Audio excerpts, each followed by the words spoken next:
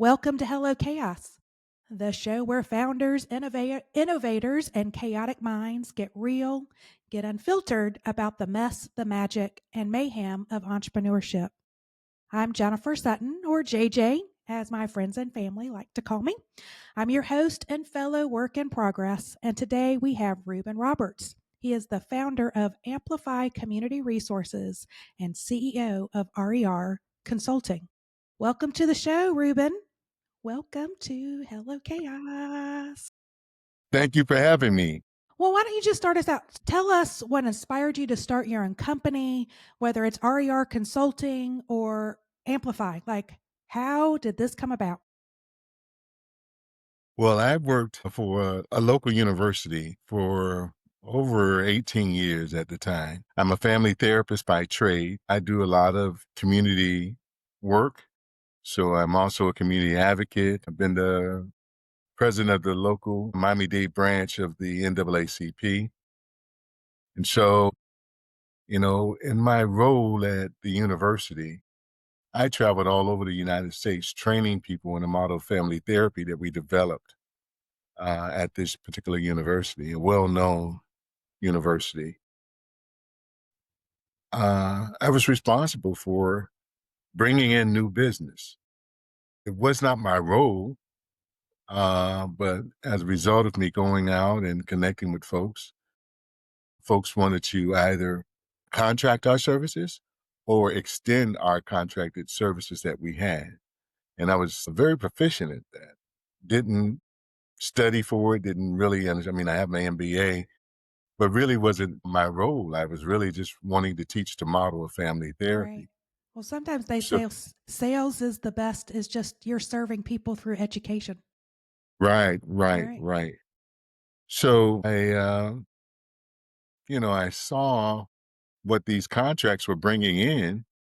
And even though I was paid well and my benefits were outstanding, that, I can probably do this on my own. Yeah. And that's where the thought process started. And about 2 years later, I You did ventured it. out on mine. Yeah. You made the leap. I made the leap. Made the leap. All right. So, Ruben, you go from what, a couple of decades like me. I mean, I was in, agency world for, 2.5 decades before I also ventured out, got that founder bug. What did you have any misperceptions, or did people say, did you think, oh, this will be easy? I mean, were there any kind of those myths that you can go, let me debunk right now? Well, I can't say that I thought it was going to be easy. I thought that I had support, right? Yeah. So I sat on any number of boards here locally. And so some of the power brokers, and I encourage anyone who's in the business to really affiliate yourself with a board in your That's right. industry. I think that that's something very helpful. You meet folks that can open doors and provide opportunities for you that folks who are just jumping into the business can't have Right. that access. And so those 2 years, I was just playing around. I was setting everything up. Kim and I, my wife and I were, and I would explore with some of the board members, hey, listen, if I'm planning on doing this, is there, do you think there's an opportunity for you to support me? No, sure, we have you. We got you, Yeah. no problem. And I did it. The website went live, went to the next board meeting, shared the website. And of course, there were a lot of edits and everything that needed to be made. So I got a lot of feedback, which was good. Right. So I appreciated that. And then when the time came for folks to say, okay, Ruben, we'll contract you to do X, Y, and Z. Frick, Dude, yes, that happened to me with Orange Whip. right. Like, yeah. I mean, 6 months, I was encouraged to start it. We found the gap. I mean, same story. We hear that a lot, like, especially in the minority and woman owned community of, Mm. got your back. Of course, do it. I'll support you. I can get you sick. Like, I will sign up immediately. And then we built it. And those supporters, or who I thought just, yeah, was Ghost Town. But we found support in other places and pockets and And yeah, that's what happens, you know. So I had one board member who actually gave me my first contract. So this is the world where you're used to. Well, I was compensated monthly at the university, so I'm used to getting a monthly check, right, insurance, everything covered. To now, I'm living off of my savings, yeah, right, and nothing else really coming in. So the savings part dwindled. yeah, But the contracts that I would get, they would be nice size contracts for the amount of work that I had to do. right, So it was just a matter of me really figuring it out. But the one thing I had to learn during this time was that everyone that I thought had the authority or the decision making power that sat on those boards with me didn't always have the authority or the decision making power. yeah, So no matter how much folks like you, they love what you do, if they can't just make the decision for it to be a go, it's not going to happen. And that was something I quickly realized, and I didn't find that out from them. I found it out with speaking to some of my other mentors, and they were just sharing with me. You know, sometimes folks are they have a title, but no authority, and so you have to understand that that is the case sometimes. yeah. So, what did you discover most about yourself? Like truly, that mindset. What did you discover yourself during this journey? Well, you know, I grew up in a household in the Bahamas, and my father always told me, "You're Roberts, and Roberts never quit." When I was at the university and we were working to the family therapy model, an evidence-based model, what I realized from the supervision and from the director was if you have the structure of what it is that you're going to do, if it's solid and you are consistent and persistent, you will have some success.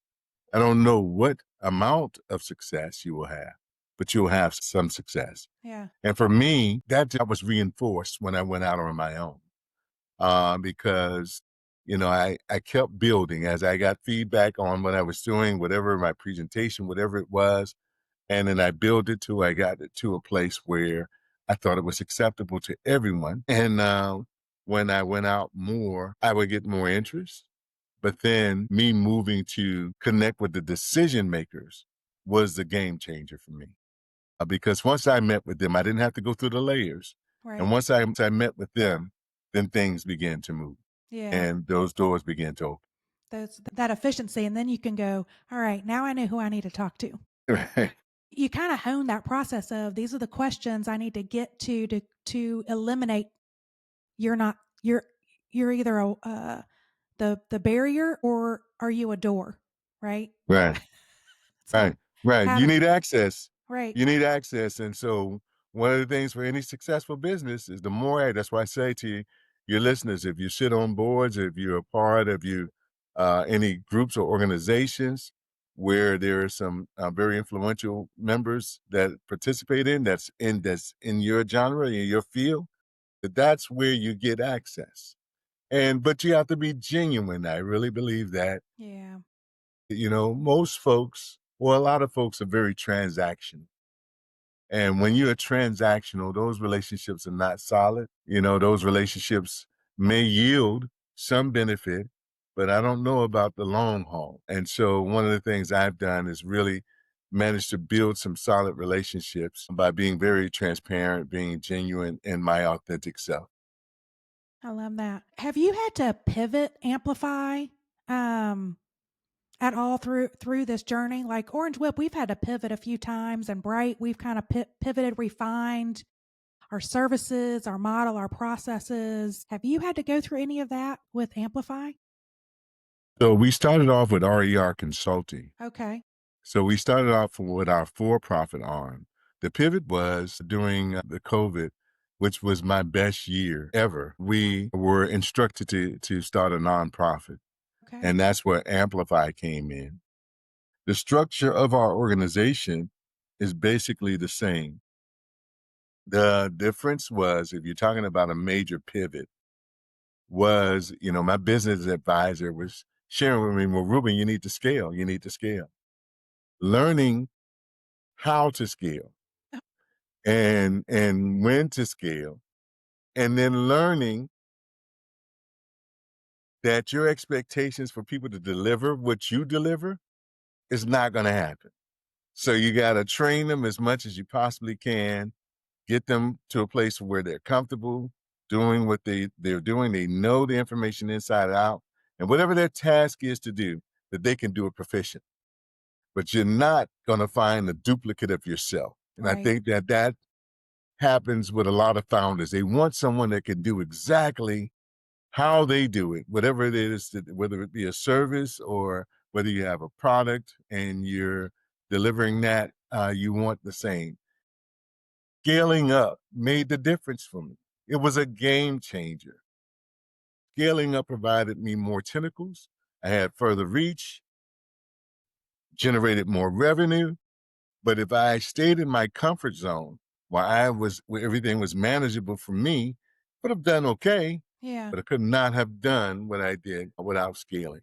What was the best advice on how to scale? Because I think that's something that a lot of, especially startups that are in that moment of how do you really, no pun intended, but how do you amplify your own business through scale? What was the advice that you got, or what were the tips and tricks you learned on your own? Well, you have to know your organizational structure and what the roles are for the players and what's needed, where are the gaps. So I was everything in the beginning, and my wife helped me out. So I delivered the service. I got the contracts.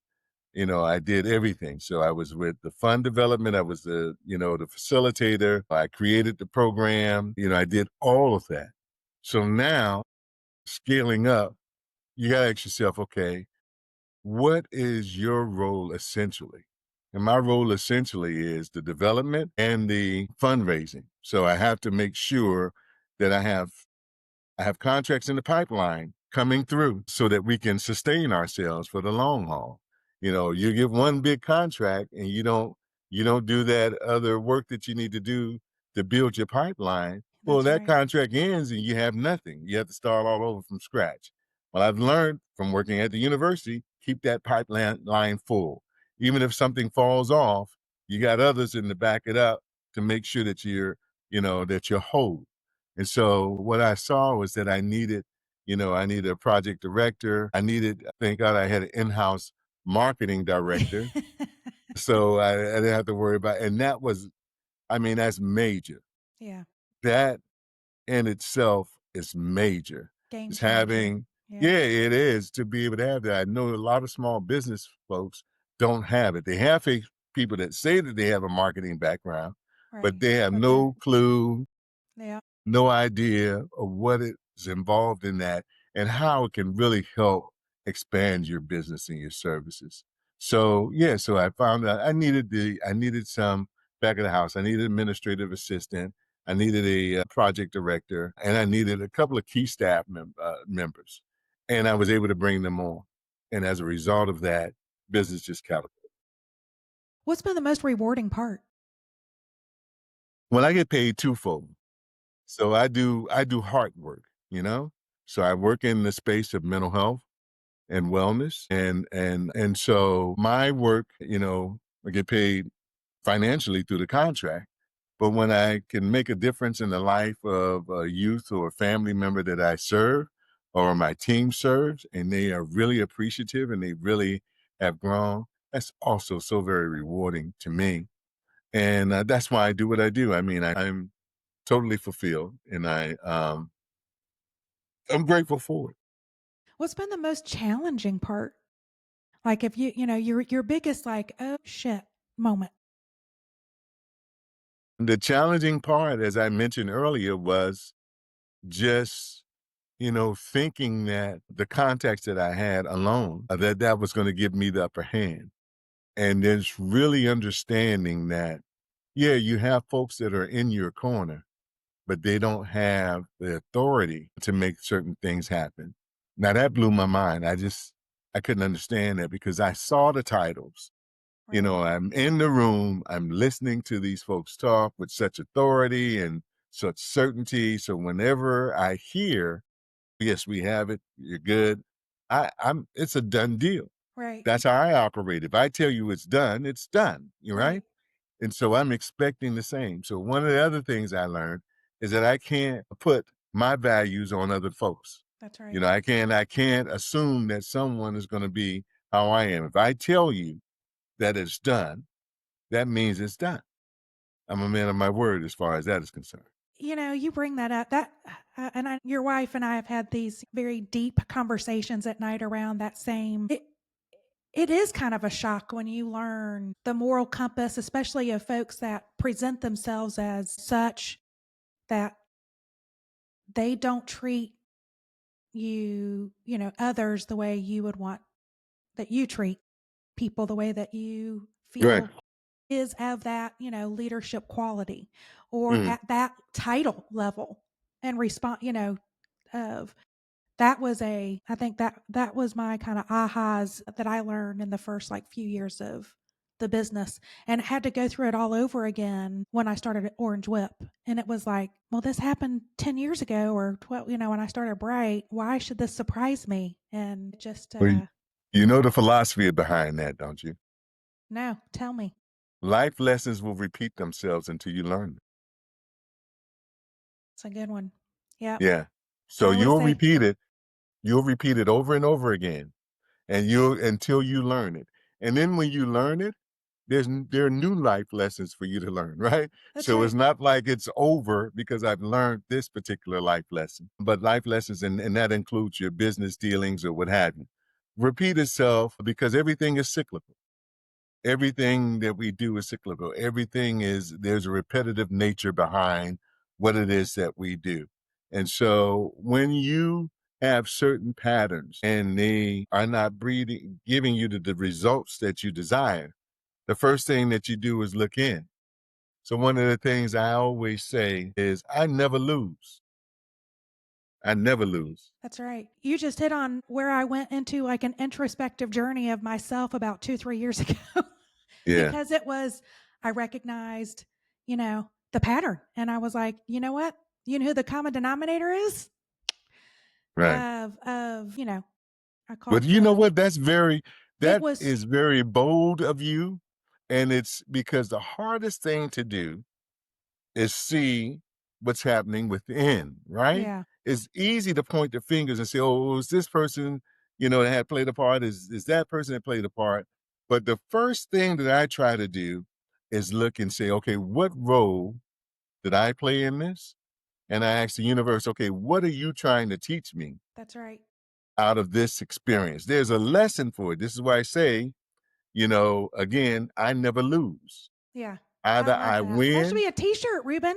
yeah, it is. Either I win or I learn. Yeah. But the L is not for loss. It's a lesson.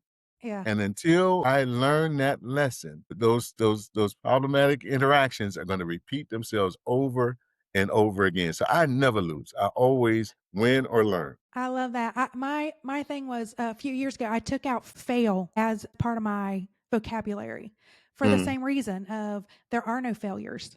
They're just mm. lessons learned. That's it. Either I have wins or I have lessons, That's right. but they're always steps forward. And then, the lesson of, and I think you were saying it's like learn, unlearn, relearn, and then rinse and repeat. Right. Right. It's cyclical. It It's never cyclical. stops. It never stops. But yeah, but I would say, if anybody hasn't, and I think most founders, I think that's like a wonderful gift that a lot of founders, a lot of entrepreneurs do get is we do go introspective a lot, Mhm. like self-discovery, because we have put ourselves out there. And when we don't see the doors opening, a lot like we've got that grit, we've got that drive, we've got that gumption to kind of to go, what's happening here? I got to keep moving forward.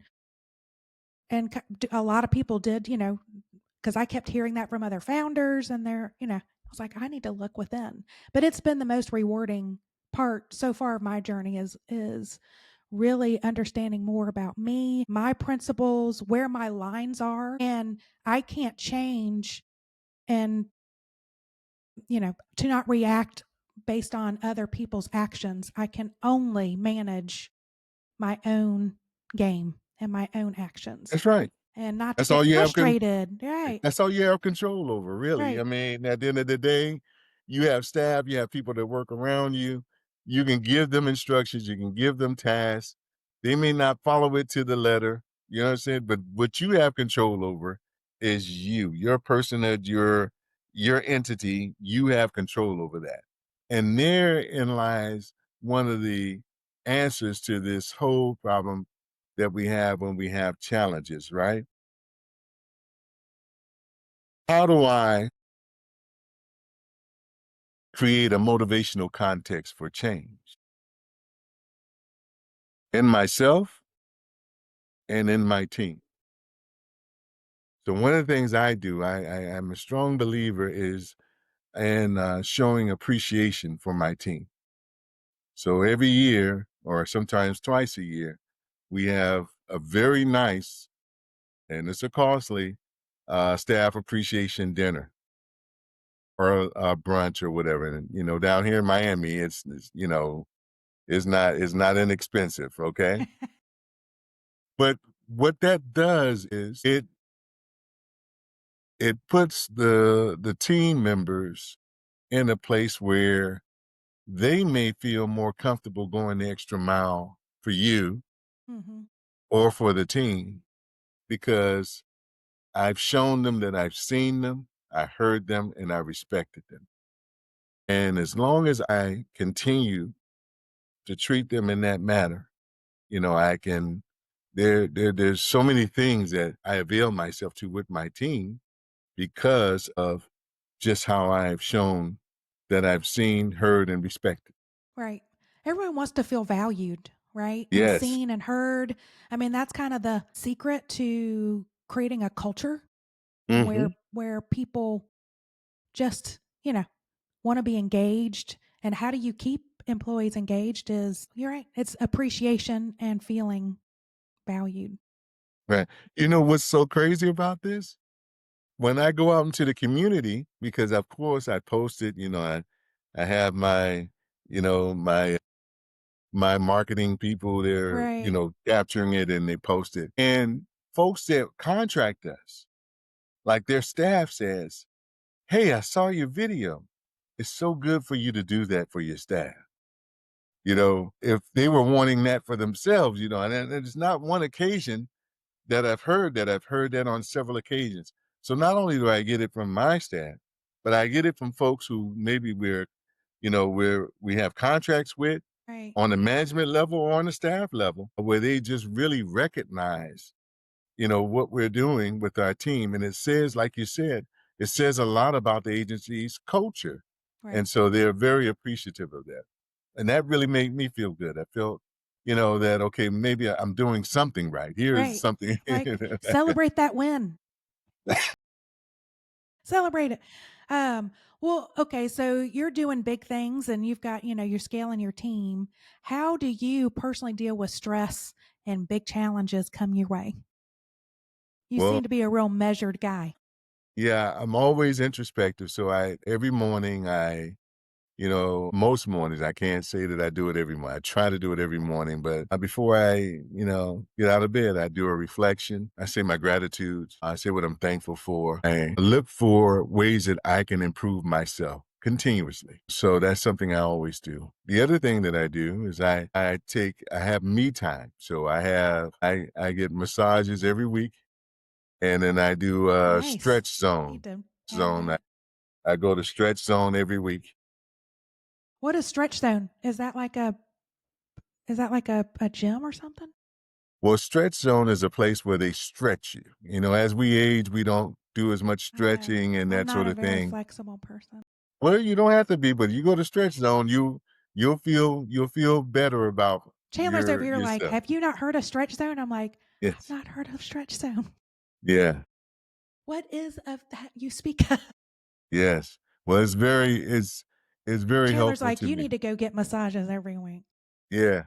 Massages, and I get 90-minute massage. I don't get the 60-minute. I You're get the like, 90-minute. the dinky hour, give me an hour and a half of Rebanon. Right, right, right. right, deep tissue massages. Those during that time, I'm able to reflect. Ideas are coming up like crazy. No, just there's just I give myself space to grow and think about opportunities. I also, I have some key mentors that I run things by, and they share their insights. And I Right. think that that's important for any business person, is to have someone who's shown to themselves to be successful. Of course, the folks I speak with have been very successful Right. for a longer period of time. And so I always run ideas by them, and I get that feedback. But taking care of yourself, your own self health and wellness is very important. We just had um in June Men's Mental Health Month. And we have over 6 million. There's some studies there that over 6 million men have signs of depressions, but don't seek services. Yeah. It's Now still a that's just stigma. men. Yeah, it's I still mean, it's still there's a a stigma. stigma. Yeah. And I know in foundership, it like the entrepreneurship, it's like the suicide rate over indexes within men Yes. within that, Yeah. the Yeah. Because women think are more adept at handling challenges mm, better, right? So I don't know men, about that. I really do believe that. If you look at what a lot of these women do with little, I mean, you have women Yeah. who have very meager incomes that can take care of a large family. And you look back at it and you say, well, how did they manage that? How were they Right. able to do that? Well, men, we are fixers. We want to fix things. We want to make sure everything is right. And the moment that something happens where we feel challenged and we can't fix it, it really weighs heavy on us. Yeah. And I think that women, I'm not saying it doesn't weigh heavy on them too, but I think that you are more Well, we're apt to wired get so differently. Yeah. yeah, you're wired differently, but you're more apt to call a girlfriend and get support. For men, we weather the storm in silence. Yeah. And if there's no way to get that feedback or anything, then what you'll see is that load gets heavier and heavier. A lot of men don't even communicate with their wives the way that they Yeah. should. Right. I mean, if that's the person that you share your most intimate time with, just share. She may not be as knowledgeable about the subject matter, but you'll be surprised at the wisdom that may come out of that Right. conversation Or just with the your wife. or just Yeah. the when you talk it out loud. Yes. I mean, some people like I think also women are more they journal, so they're expressing, but it's that talking out loud, whether you're getting advice or healing. I think It's support. just speaking about it and then you hear it. Once it comes out of your mouth, then you're like, "Whoa, let me circle around going, okay, just."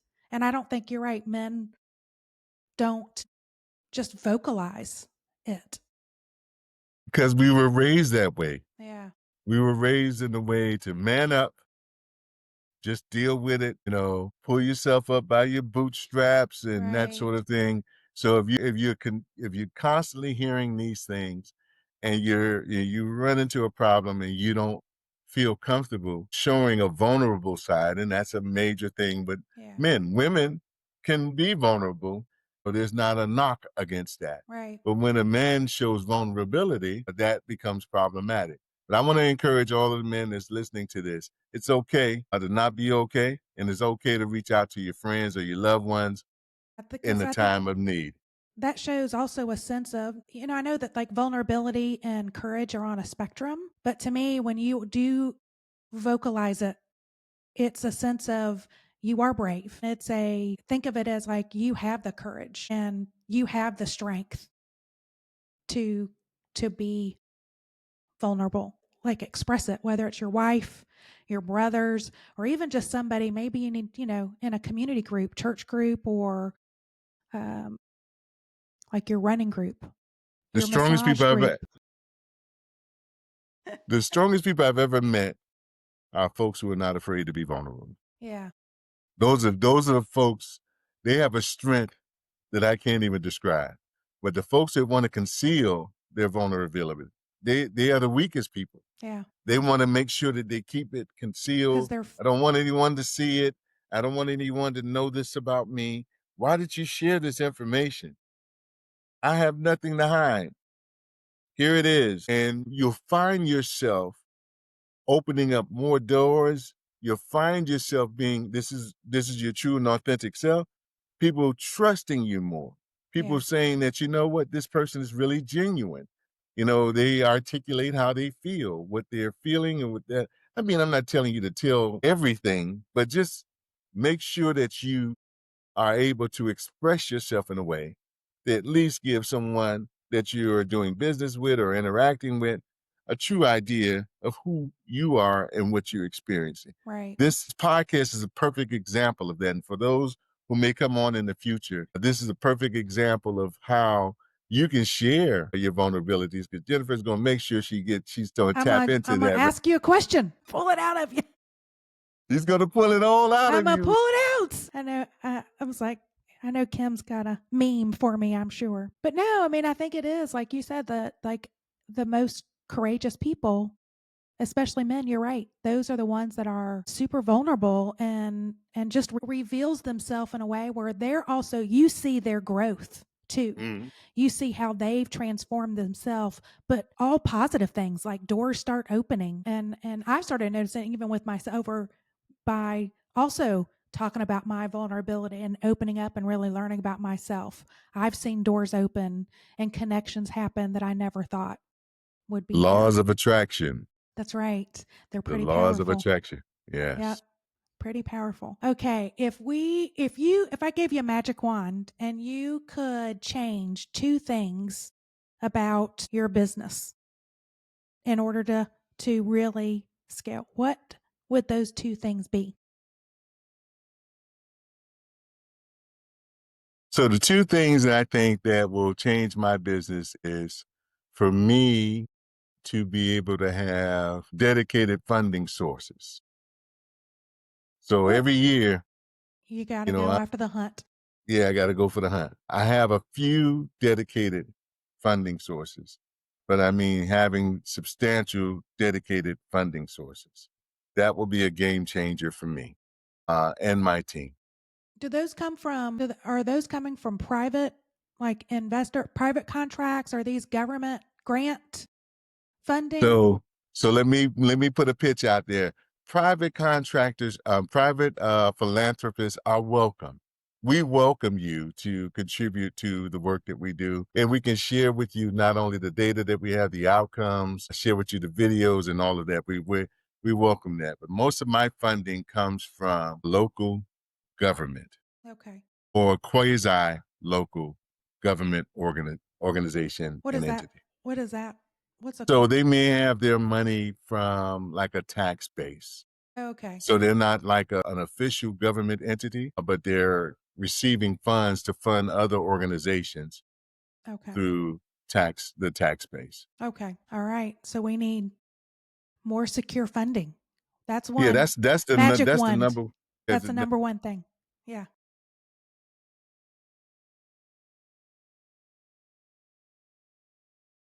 I would really like to scale more. So I Yeah. would love to bring in additional staff. That dedicated funding will allow me to bring in more staff to do the work. The demand is there for the work that we do, but we're limited in funding and limited in staffing.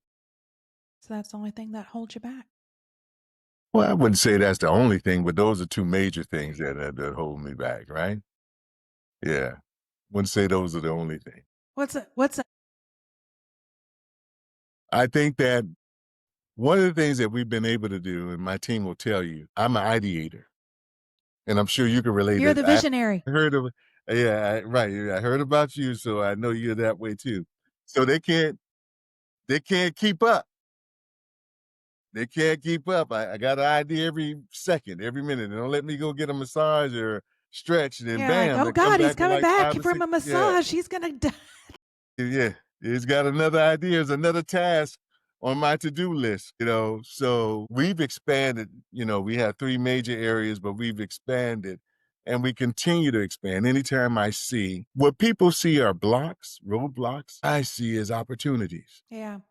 That's how You see we bridges. really yeah. Yeah. I see opportunities. That's how we were able to really grow during COVID. Folks were so interested in the block, and I just saw all of the opportunity. And I'm Mm. like, "What are you guys thinking? Yeah. What are you thinking? Do you see these opportunities?" And bam, they came through. Are you do you just serve the Miami-Dade area, or do you go around the country and Well, for my serve your speaking programs? engagements, I Yeah. go around the country. We have 3 components to our we have a mental health and wellness component where we work with municipalities and we provide mental health and wellness workshop trainings and seminars. We curate them based on the need. We train the departments, the different department staff. We just had a huge contract with a local government here to do that work. And then we also do activations in the local community. And then I have my Teen Talks program, 8 modules. We work with law enforcement and we work with CBOs, community based organizations, and we provide those services. And then finally, we have our college tour. And in our college tours is just an expanded version of what we do in Teen Talk, but we do it on the collegiate level. And so it's very important because a lot of these kids who are going to college have mental health issues, substance issues. They're dealing with domestic violence, they're dealing with the stress and anxiety of grades, trying to make sure that they can make their parents happy. They're dealing with identity crises. And so the mental health and wellness college tour is something that I think should be on every campus to Yeah. address some of the concerns that some of these students have. Absolutely. You know, it was interesting. Oh, go ahead. Good. No, go ahead. Oh, I was gonna say, my son, my second oldest, he just graduated from Indiana University. Congratulations.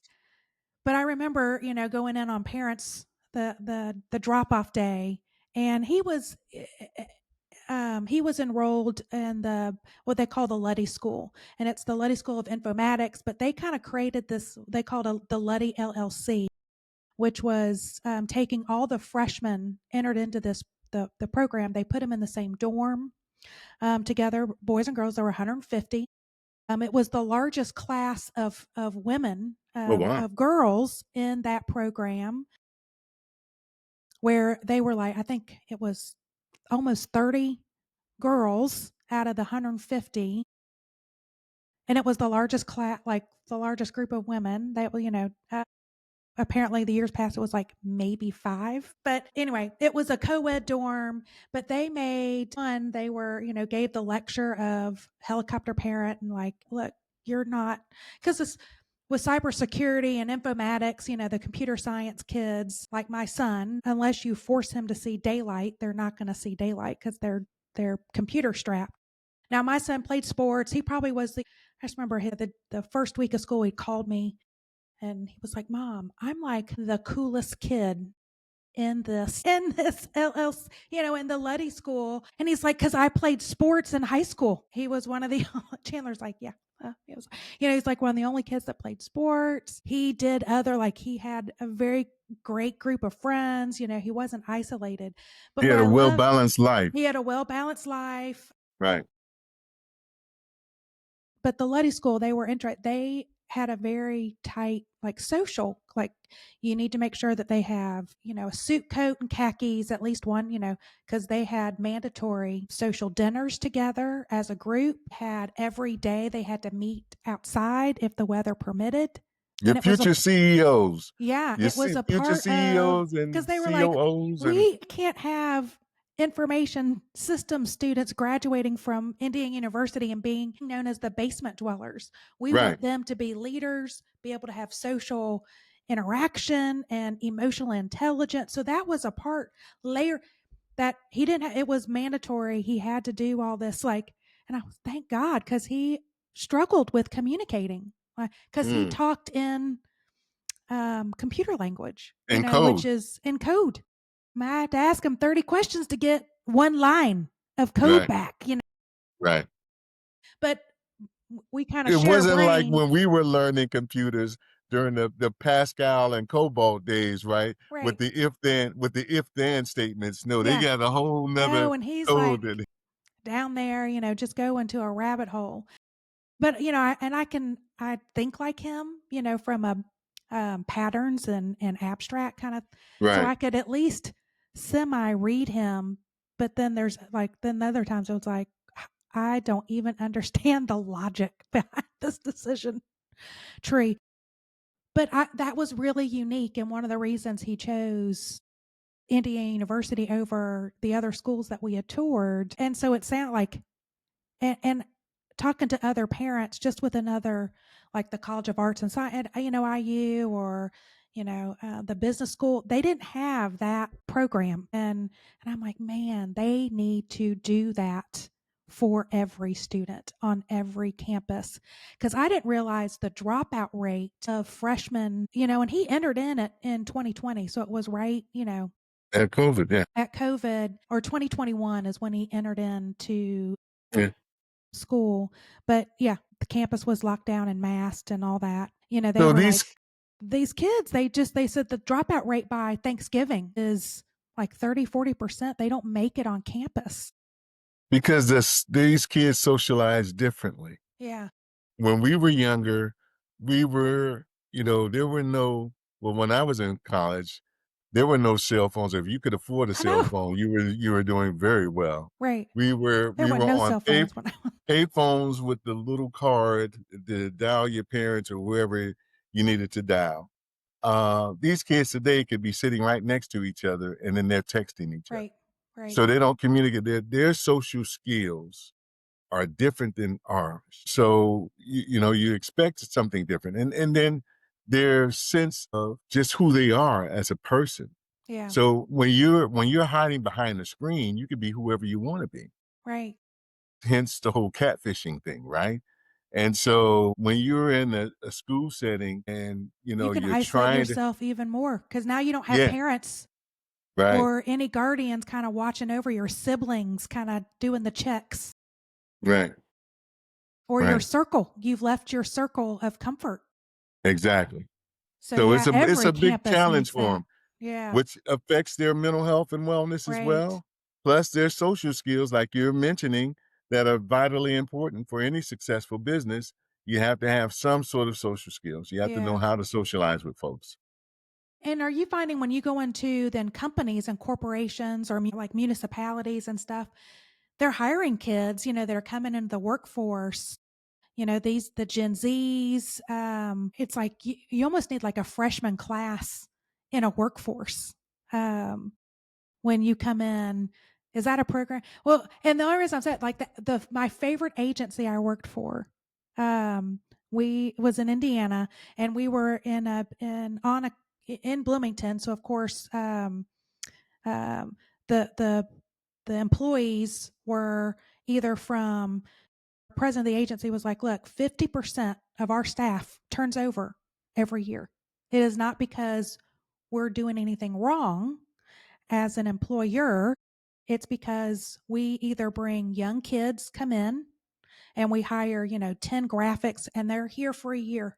They're learning, they're getting their, and then they're off. They're now moving outside because now they're tired of being on the Bloomington campus. Our senior people, like supervisors and stuff, would be there for maybe 3 years because they were a spouse of somebody getting their PhD or their masters or whatever. Our president would be like, I'm not going to, they can't find work everywhere else because people don't want to give them work because they're like, well, you're only going to be here for 1 to 3 years while your spouse is getting their degree. He was like, they came from a big city, they came from a big agency, or they came from Coca-Cola or Apple or wherever. I want that brain power. But he would do, so you got inducted in like a freshman class, and the freshman class all had to stay together. And some people stayed longer than, the 1 to 3 years that they thought we would, but it would be like anywhere from 40 to 50% turnover of staff. Well, I'm going to tell you like this, Jennifer, whether you realize it or not, the job market is drastically changing due I to know. AI. Ugh.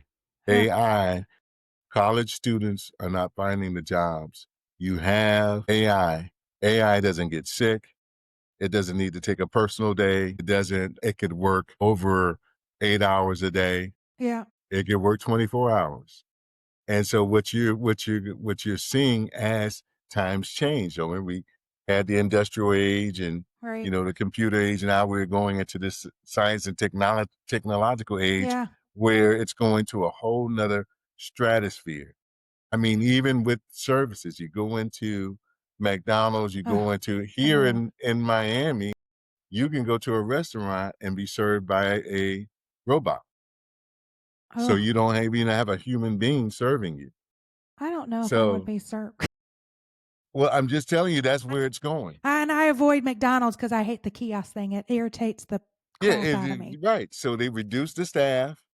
So even folks who are not college material, but folks who have soft skill, Yeah. those jobs are gone. Yeah. And then attorneys' jobs Or gone. They're dwindling. And it, well, I know and let's marketing, like marketing creative, but I right. will say, and this is where what we have found, at least now, I mean, I'm not going to say a year from now, it's still not because it's changing rapidly. Right. We've tested hundreds of tools. It's a lot of shit out there. Like Hmm. people say it's no code.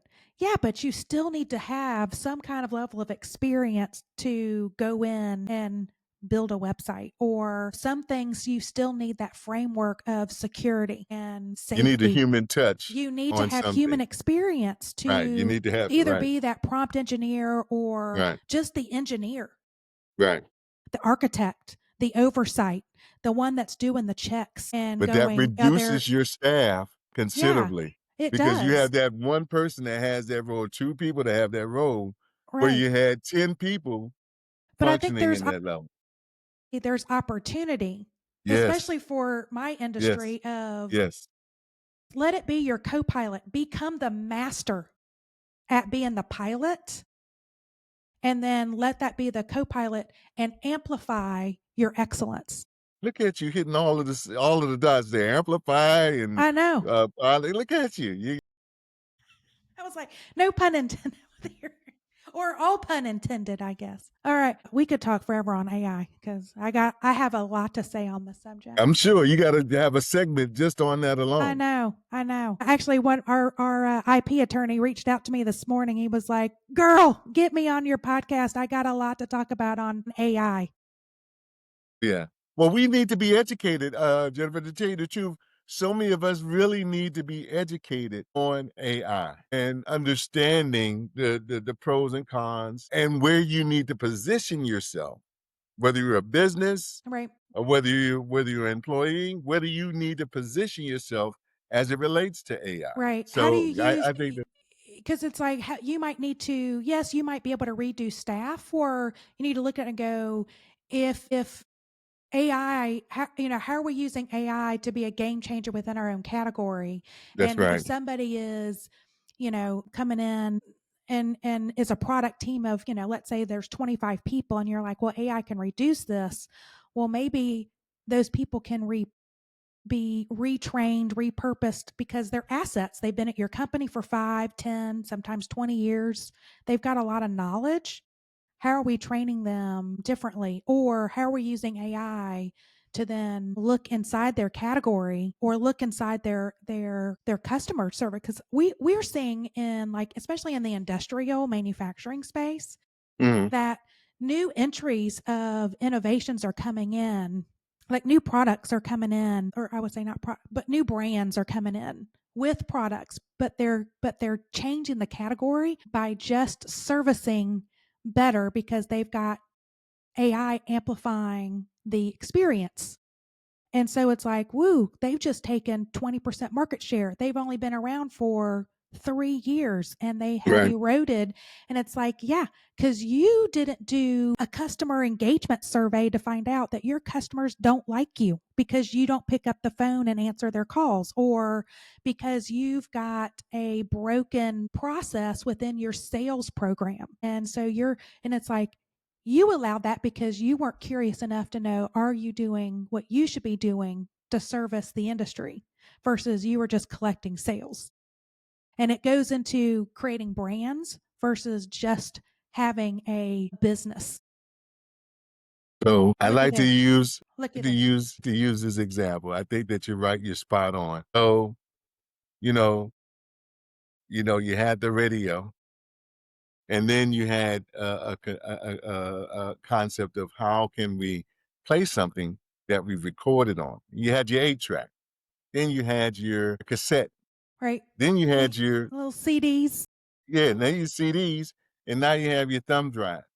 So as technology continues to grow, things change. Right now, if I wanted to, I can catch a car from my house to the airport, and there will not be a driver in it. So one of the things that we know is true, the one constant thing about life is that there always going to be change. Absolutely. So you have to adapt. Just like you were saying, you have to adapt and adjust, but don't get discouraged because of the change. Look for opportunity. Look for the Look for the opportunities. opportunity. See, we speak the Exactly. same language, Ruben. Yes. All right, 1 year from now, I'm coming down to Miami. I'm going to come bunk up with you and Kim. What are we Uh-huh. celebrating? What are we celebrating? Yeah, what are we celebrating 1 year from now? What's a milestone that you want to hit? What's going to, you talking about Kim and I's anniversary? Well, that we could Okay. celebrate that. I'm thinking more of like, what are we celebrating in your business? What's a win that we would want to celebrate? What will be a win Yeah. for my business? Well, Jennifer, Yes. um, there are other business pursuits that I have that I'm not at liberty to discuss now. All right. The win NDA. would be, yeah, the win would be if that business opportunity were to materialize. That would be a huge win. 1 year from now. This isn't Kim and I's gin brand that we're the farm that we No, no, it's not. It's not the gin band, but it could be. it could It be. could be. If that's something that you want to do, that I mean that's something that we can explore. But what I have is something. It's huge, Wow. but I'm not at liberty to All discuss. right. Right. Well, I won't push you on it, Thank but I you. will Thank you find so out much. about it. I'm sure you probably have already heard tales of it, but you may not know what it is that I'm saying now. But I'm sure you've already heard tales of it. All right.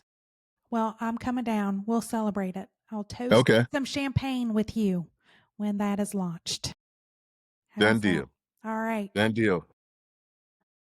Oh my gosh. We have been on for a long time. I apologize. Thank you for hanging out with us. Before we go, where can people get a hold of you? Where do you want people to connect with you? Find out more about bringing you on their campus or inside of their walls to do what you do.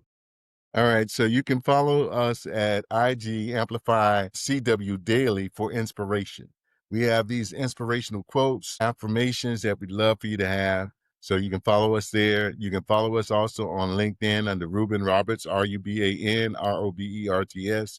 Or you can email me at roberts@rer-consulting.com. I love it. Well, thank you so much for hanging with me. Thank you for inviting me. I mean, I really enjoyed it. I hope And you all of did. your I hope and this all of wasn't your too glow and all of your glow. my due. My due. You're due. You're due. Well, that's a wrap on today's chaos, but the journey doesn't stop here. If you found yourself nodding along, laughing, or maybe even yelling, same here, Ruben, same here. Make sure to subscribe, share, and leave us a review. That 5-star review on Spotify or Apple would be greatly appreciated. You can dig deeper into founder resources, tools, or more episodes over at Orange Whip. That's orangewhipwip.com. Until next time, stay curious, stay scrappy, and remember, we are all a work in progress. Thanks, y'all. See you next week.